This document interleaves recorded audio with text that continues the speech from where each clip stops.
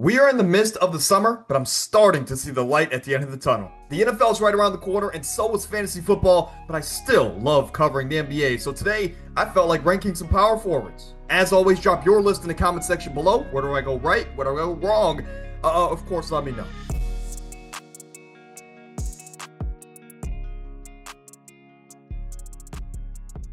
Now, the criteria is simple. Over the last year or two of basketball, whether based on impact or statistical output, what kind of moments have you had? What kind of stretches have you had? Have you impacted your team's winning, throughout an entire season?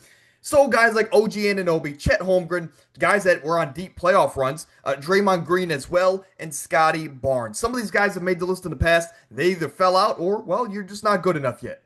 At number 10 is a former Defensive Player of the Year, a guy that last year took a step up offensively.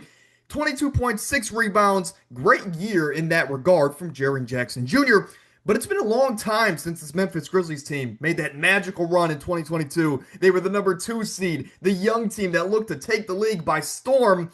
It's gone downhill every single year since then, and a large part of that is because of the star players in Memphis. So now without Desmond Bane in the mix there in Memphis, Ja Morant, Jaren Jackson, they have more on their shoulders than ever. And this year, you got to be more aggressive. You got to be able to take a step up from the both of them.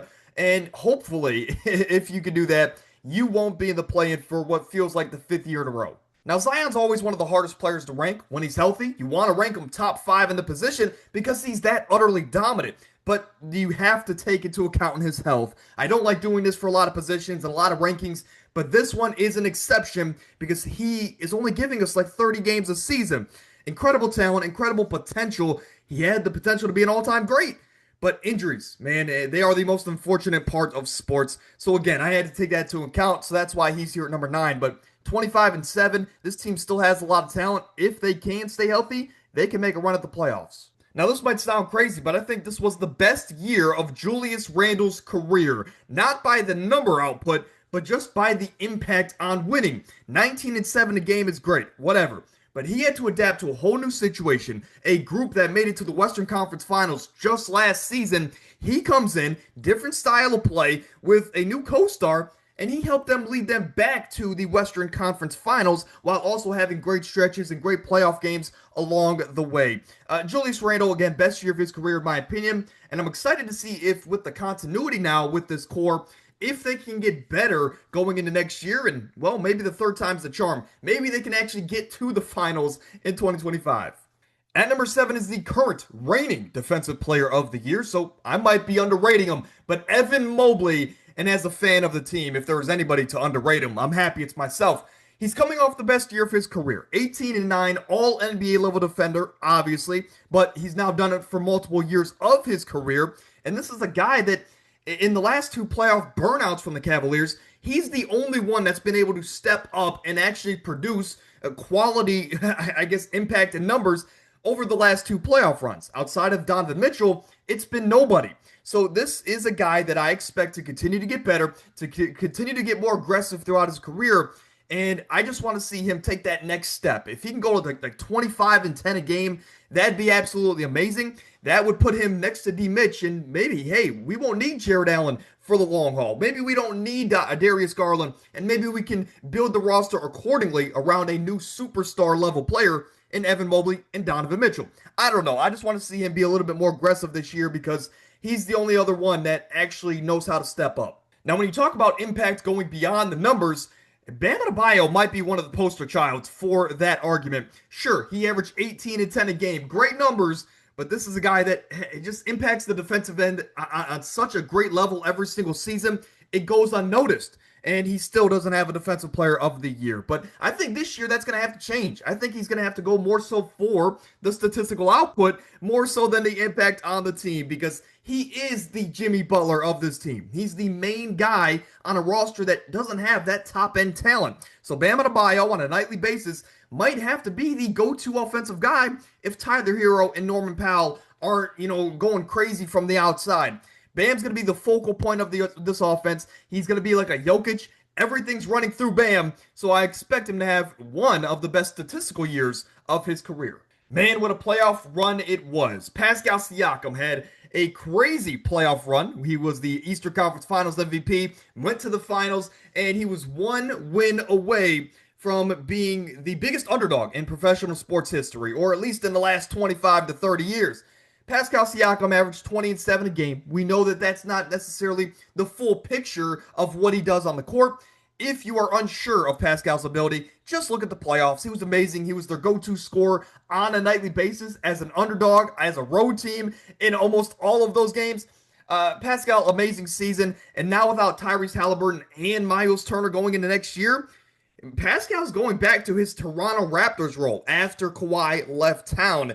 He's going to be the guy on this team every single night. He's going to be the focal point, and it's going to be harder for him to get to his spots and produce like he was in years prior with Tyrese Halliburton. But this is a roster that has great coaching, and with Pascal and Rick Carlisle, if they can put it together and find that same mojo and momentum from last year, they could still make a run in a wide-open Eastern Conference. Now, as we move into the top four, this goes to show how stacked this position is, because from here on out, these are top 15 players in the game today, at least in my opinion. Paolo Banchero, 26 and 7 a game, and I don't know what it is, man, but this is a guy that, I don't know if it's because I see Carmelo Anthony in him, which is my favorite player of all time. I don't know if it's because I see it like a mini LeBron in him. I don't know what it is, but he's special. And this is a guy that on the worst offense in the league last year still put up career numbers across the board, led them to the playoffs, and he even took a game off the reigning champion Boston Celtics in the first round. Look, Paolo Banchero is such a special player. I know I'm higher on him than consensus, but I think he's a top 15 player in the game because of what he does on both sides of the court, and he's only going to get better. So Paolo Banchero, rightfully at number 4 on this list, and he's a top 15 player in the game today. I never thought I would see a player of Anthony Davis's caliber getting traded in the middle of a season when your team is one of the best teams in your conference. But that was the reality last season. He got traded from LA to Dallas. Hey, no state taxes, right? But the tenure in Dallas did get off to a hot start. Great first game, then he went down with injury. And that pretty much was a bow on his season. But going into this year, there's no Kyrie Irving. You're bringing in Cooper Flagg, who is looked at to be a generational rookie. And you have a well-rounded roster with great coaching in Jason Kidd. Anthony Davis is now back to being the focal point of this roster. Whether for Kyrie's healthy or not, he's back to his New Orleans Pelicans role. And I'm excited to see that, man. That might unleash a monster of Anthony Davis, because in a backup role, he was averaging 24 and 11 a game last season. Imagine what he could do now as the number one option on a nightly basis. But again, this is a guy that might go crazy. If he can keep this Dallas Mavericks team afloat until Kyrie returns and catches his form, this Mavericks team might be the scariest team in the West going into the playoffs for some of these top seeds. Now, unfortunately, Jason Tatum will be out for the entirety of next season, but his resume is still unmatched. And this is not coming from a Jason Tatum super fan or a fanboy, whatever you want to call it. I'm not necessarily in the Jason Tatum camp, but I respect his resume and I respect what he's done on the court.